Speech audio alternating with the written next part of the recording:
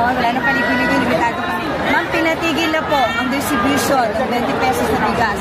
Ano sa tingin nyo naging nasunod kaya ito dahil sa sinabi nyo nga po na very untimely siya for the, rather, timely for the election, para hindi naman siya pangalaman sa election. Oh, yes, ma'am.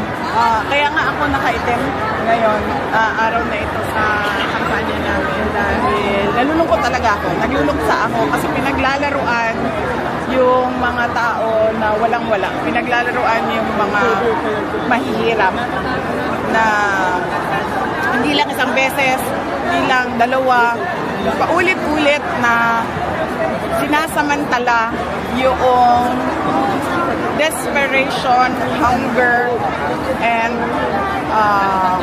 poverty sa ating bayan. So yung pagpapatigil, ma'am, sa tingin mo, isa na rin po doon sa naging sila doon sa sinabi nyo na ginagamit lang ito para sa eleksyon? Malamang, ma'am, kasi hindi nila kaya talaga yan ibigay ng totoo yung 20 pesos ang kilo ng bigas. Kaya nila napatigil yan, kaya nila tinigil yan kasi alam nila na hindi talaga nila kaya ibenta. Sinubukan nila mag-promise na naman ulit na alam nilang hindi nila kaya ibigay. Ma'am, sorry, parehat lang kami sa sinabi ni si Claire Castro na wala na raw aasahan na anything nice word from the Vice President, especially when it comes to BBM at saka sa administration. Your reaction? Yes, ma'am. Opo. Ganun din naman sa kanya, ma'am eh. Sumasagot lang naman ako sa kanya. Hindi ako tao na kilala na unang nakikipag-away. Lagi ako ay sumasagot lang. At sinabi ko na yan dati, sabi ko, ano pa bang na-expect natin sa pinsan ni Franz Castro na si Claire Castro? Parang ano lang yan, mami, parang sinasabi nila sa computer, garbage in, garbage out. So, pumapasok sa kanya, basura, lumalabas din sa bibig niya, basura lang. Okay, next question, Marian. Ma'am, gano'n lang po lang sa ICC po, yung defense lawyers po, nag-formally challenge na po nila yung jurisdiction ng ICC po sa pag-arrest po ito for alleged crimes against humanity. They are appealing po na yung nga for immediate release and in-nullify po yung kaso. What's your comment on that? And nagkakausap niyo po si PLRD? Napag-usapan yan noon ilang beses yung jurisdiction issue at ngayon ay nakalagay na officially sa ICC website yung pagbabasura ng kaso dahil sa kawalan ng jurisdiction ng ICC at sa immediate release ni Pangulong Duterte. Ma'am, justice. Nakakapagpapos nila ni wala pa. Hindi pa siya. Ang huling tawag niya sa akin, ano ba ngayon? Friday. Ang huling tawag niya sa akin, Tuesday. Follow up ko lang po yung Attorney Claire Castro. Una, sinabi na po ni Franz Castro na hindi daw niya kumagana sa Attorney Claire. Pero sinabi po ni Attorney Claire na sana raw po i-level up niyo ang pakikipag-argumento kasi sa rason dato sa datos. Hindi po yung pamumulitika ang excuse. Okay. Oo. Dapat sinasabi niya yan na sa sarili niya kasi siya yung unang-una na mumulitika gamit ang opisina ng Office of the President. Nakakahiya sa buong mundo na ganyan yung nagsasalita para sa opisina ng Pangulo. At ano ba yung sinabi niya isa?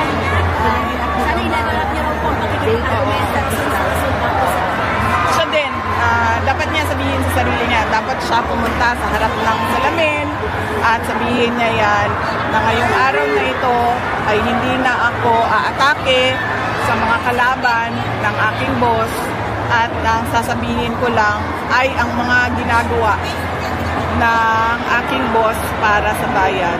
Apparently, wala kasing ginagawa yung CBDM para sa ating bayan. Kaya wala din masabi yung tagapagsalita. So sabi ko nga, garbage in, garbage out. Okay. Ma'am, next question. Ma'am, you have a question? VP Sara, what can you tell us about the meeting de avance today led by Kimer Olaso with your presence here in Zamboanga City? And you also mentioned na dapat kikilangin talaga ang kandidato, lalo na ang abilidad nito among mayroon. At saka hanapin ang kulang sa earth sa taas. Yes ma'am, oo. Kasi narinig ko kanina, tinatanong ko yung mga tao kung magkano natanggap nila sa AKAP. Sabi nila 1,000. Tapos, tinanong ko kung magkano tanggap nila sa AIC, sabi nila 2,000. Wala namang akap na 1,000 at AIC na 2,000. Ma'am, kahit saan mo tingnan sa budget at sa DSWD. So, dapat yung mga tao dito sa Zamboanga City, hinahanap nila na saan na ba yung kulang o balanse noong akap na hindi nila natanggap. At saka yung AIC na nawawalang 8,000 pesos. At what can you tell about Team Zamboanga in Zamboanga City? Mention na kailangan kikilanin talaga ang abilidad ng isang kandidato. Opo, hindi ako kandidato ngayong eleksyon na ito, kaya minabuti ko na tumulong sa bayan sa pamamagitan sa pagpapaalala sa ating mga botante, sa ating lahat, kung ano ba yung mga mali natin lagi kapag dumadating ang halalan. Unang-una, yung pag natutuwa tayo, sumasayaw, kumakanta, binoboto na kaagad natin. Hindi natin tinatanong kung ano ba mga pangako nito, ano bang nagawa nito noon, ano bang nasabi nito noon na nagginawa na niya ngayon. Pangalawa, yung mga malalaki politiko na pamilya. Sabi ko nga, hindi dahil Sara Duterte ang nakatayo dyan, ay automatic ang boto ninyo. Tinatanong ninyo, ano bang abilidad, ano bang kapasidad ng tao na yan. At pangatlo, yung paulit-ulit, ma'am, na vote buying. Nakailang eleksyon na tayo na tumatanggap ang mga tao ng 100, 200, 500, 1,000. Pero ganito pa rin ang bayan natin. In fact, worse. Mas malala pa yung problema natin ngayon sa illegal na droga, sa kriminalidad, sa kagutuman, ma'am, ng mga tao at sa kahirapan. Next question, Queenie Casimiro, ABS-CBN. Your brother is alleged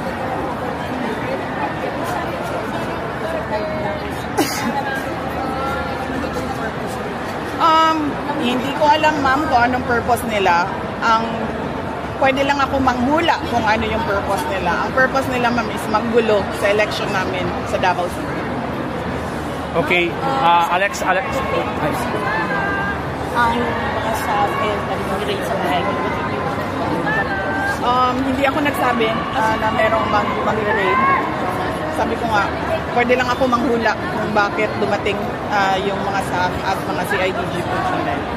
Dahil malapit na ang eleksyon, malamang para manggulo. Okay, last question, Alex. Times of London. Alex from the Times of London. Are you confident, Madam Vice President, you'll get the votes you need in the Senate for the impeachment trial? Are you confident you will get the senators elected you need to help you in the impeachment trial? I've not been thinking about that. I leave it up to the lawyers to prepare for the impeachment. They've been preparing for it since the moment one of the members of the House of Representatives announced that there will be an impeachment, and that was October 2023. So right now, I leave it up to the lawyers. Some commentators are saying that this election is because of the impeachment trial is a fight for your political life, your political survival, because you could be barred. Do you see it that way? No. No. As I said in the stage earlier, I will not talk about my impeachment because people might think that this is about my interest. I told them that you just leave the impeachment to me, and I am at peace. I am at peace whatever the outcome of the impeachment trial will be, whether it be acquitted or guilty. I have already accepted that, the two possibilities. This is about politicians and the administration promising to the people that they will deliver genuine public service. As an example, this is about the 20 pesos per kilo rice that was a promise in 2022 that they remembered yesterday, and now they've forgotten about it one day after. So this is about the hungry, the poor, and the oppressed. Okay, thank You mentioned kanina po sa stage about this big political dynasty. What are your thoughts po sa pagpapasa ng anti-political dynasty? Wala akong problema, ma'am, magpasa ng batas sa anti-political dynasty. Kasi ako man ay galing din sa ganyan na pamilya. At nakikita ko din kung paano nakokontrol yung politika sa buong Pilipinas dahil lang sa tumatakbo na lahat. Ang asawa, ang anak, ang pinsan, ang kapatid, lahat ay tumatakbo. Kahit walang abilidad, walang kapasidad para mamuno. Ma'am, latest sa Davao, yung mga, amidst this mga issue na mag-rate ng CIDG, saan sa tingin niyo po ito nanggagaling? Yung ibang sinasabi could be from your local rival. Last question. Davao, although PNP has already denied the said raid from CIDG. Well, sa raid, wala akong information. Pero kung meron ng raid, hindi din ako magtataka. Dahil nakita naman natin kung paano ang pulis sumasali sa partisan political activity. In fact, pagdating natin sa impeachment, napakita namin lahat ng ginawa ng PNP sa akin with pictures, with witnesses, with evidence na ginagamit ang Philippine National Police sa politika. So, hindi ako magtataka. Mag-raid sila, magtanim sila ng ebidensya dahil meron naman tayong Arnie Tevez model na ginawa na nila sa isang kalaban din nila sa politika. Ni-raid, tinaniman, buti na lang merong nakatagong CCTV si Arnie, so nakita niya talaga kung paano ang kawalang hiyaan na ginawa sa kanya. Thank you. What do you say about the problem now at Naiya, yung nagbala?